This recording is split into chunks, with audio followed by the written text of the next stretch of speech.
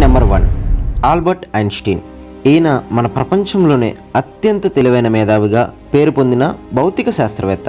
ఈయన ఇంత మేధావిగా అవడానికి కారణాలేంటో కనుగొందామని కొంతమంది వ్యక్తులు చేసిన పరిశోధనలో కొన్ని విషయాలు తెలిసాయి. ఈయన బ్రతికి ఉన్న సమయంలోనే ఈయన మేధాశక్తికి సంబంధించిన విషయాలను తెలుసుకోవాలని ఎంతోమంది వ్యక్తులు ప్రయత్నించారు.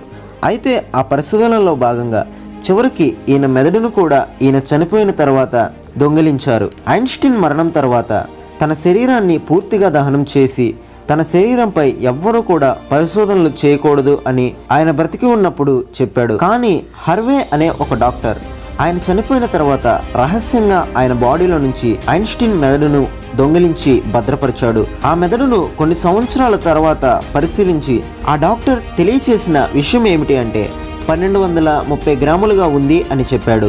అలాగే ఆ మెదడును మొత్తం 240 ముక్కలుగా చేసి చిన్న చిన్న గాజు సీసాలలో పెట్టాడట. ఐన్స్టీన్ మెదడు సాధారణ మనుషుల కంటే భిన్నంగా ఎందుకు ఉంది అంటే ఆయన మెదడులో లోయర్ పరేటల్ లోబ్ అనేది 20% పెద్దదిగా ఉండటం వల్లనే ఆయనకి అంత తెలివి వచ్చిందని ఆ డాక్టర్స్ తెలిసి చెప్పారు. సాధారణ మెదడులో కంటే కూడా 17% అధిక న్యూరాన్లు ఐన్స్టీన్ యొక్క మెదడులో ఉన్నాయంట. అందుకే ఆయన అంత పెద్ద మేధావిగా అవ్వగలిగాడని ఐన్స్టీన్ మెదడును పరిశోధన చేసిన శాస్త్రవేత్తలు చెప్పారు. ఫ్యాక్ట్ నెంబర్ 2, మనకి ప్రపంచ దేశాలు మొత్తం చుట్టి ఆయా దేశాలలో దాగి ఉన్నటువంటి వింతలు విడ్డూరాలను ఎంతోమంది ట్రావెలర్స్ చూపిస్తూ ఉంటారు. అయితే అలాంటి ఒక అందమైన టూరిస్ట్ ప్లేస్ అనేది ఎక్కడో కాదు, మన భారతదేశంలో కూడా ఒకటి ఉంది. అది 1, 2 కాదు, ఏకంగా 70 మలుపులు కలిగినటువంటి ఒక ఘాట్ రోడ్. ఇన్ని మెలికలు ఉన్న రోడ్ అనేది భారతదేశంలోనే మొట్టమొదటిదిగా చెప్పవచ్చును. అది తమిళనాడులోని నమక్లో ఉన్న కోహ్లీ హిల్స్లో ఉంది. దీనికి ఏకంగా 70 మలుపులు అనేవి ఉంటాయి. ఈ మలుపులు కూడా హెయిర్ పిన్ లాగా ఉంటాయి. ఈ ఘాట్ రోడ్ మీద కార్స్ అనేవి వెళ్ళడం చాలా కష్టం. అయితే బైక్ మీద మాత్రం ఈ రోడ్లో చాలా ఫ్రీగా ప్రయాణించవచ్చు. వీడియో చూస్తున్న మీకు థ్యాంక్ యూ సో మచ్. వీడియోని లైక్ చేసి సబ్స్క్రైబ్ చేసి సపోర్ట్ చేస్తారని అయితే ఆశిస్తున్నాను. ఇక నెక్స్ట్ ఫ్యాక్ట్లోకి అయితే వెళ్ళిపోదాం. ఈ ఫ్యాక్ట్ కొంచెం డిఫరెంట్గా ఉంటుంది. అదేంటో ఇప్పుడు మనం చూద్దాం.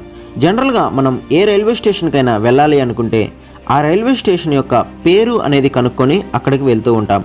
అయితే మన దేశంలో బెంగాల్లోని బద్వాన్ నగరానికి 35 కిలోమీటర్ల దూరంలో పూర్ణవర్ధమాన్ అనే ఒక జిల్లాలో రైనాగర్ అనే 2 ప్రాంతాలకు కలిపి ఒక రైల్వే స్టేషన్ ఉంది. అయితే ఈ రైల్వే స్టేషన్కి ఎలాంటి పేరు లేదు. రైల్వే డిపార్ట్మెంట్ వారు పేరు ఎందుకు పెట్టలేదో ఇప్పుడు మనం తెలుసుకుందాం. ముందుగా ఈ స్టేషన్కి రైనాగర్ రైల్వే స్టేషన్ అని పేరు ఉండేదట. అయితే ప్రక్కనే ఉన్న రైనా గ్రామం ప్రజలు దానికి అంగీకరించలేదు. మా గ్రామం పేరునే స్టేషన్కి పెట్టాలని గొడవకు దిగారు. వాస్తవానికి ఈ ఊరు రైనా అనే గ్రామానికే దగ్గరగా ఉంటుంది. మ్యాప్స్ పరంగా చూసినా కూడా ఈ రైల్వే స్టేషన్ వాళ్ళ ఊరిలోనే ఉంటుంది. ఇక ఈ 2 ప్రాంతాల మధ్య పేరు విషయంలో నిత్యం గొడవలు రావడంతో ఇక ఆ స్టేషన్కి మన ఇండియన్ రైల్వేస్ వారు పేరు పెట్టకుండానే వదిలేశారు. మనకందరికీ తెలిసిన విషయం ఏమిటి అంటే భూమి గుండ్రంగా ఉంటుందని. అయితే సైంటిస్టులు భూమికి హోల్ చేస్తే ఏం జరుగుతుంది, అసలు మనం భూమికి హోల్ చేయగలమా లేదా అనే పరిశోధనలు చేస్తున్నారు. అది కూడా చిన్న హోల్ కాదు, భూమికి నార్త్ నుండి సౌత్కి హోల్ చేయాలి అనుకున్నారు. రష్యాలోని శాస్త్రవేత్తలు 40,000 అడుగులు అంటే కేవలం 12 కిలోమీటర్లు మాత్రమే భూమిలో డ్రిల్ చేయగలిగారు. ఇంకా లోపలికి త్రవ్వలేకపోయారు. ఇంకా ఎందుకు త్రవ్వలేకపోయారో ఇప్పుడు మనం తెలుసుకుందాం. అసలు భూమికి నార్త్ నుండి సౌత్కి హోల్ చేయడం అనేది అసాధ్యమైన పని.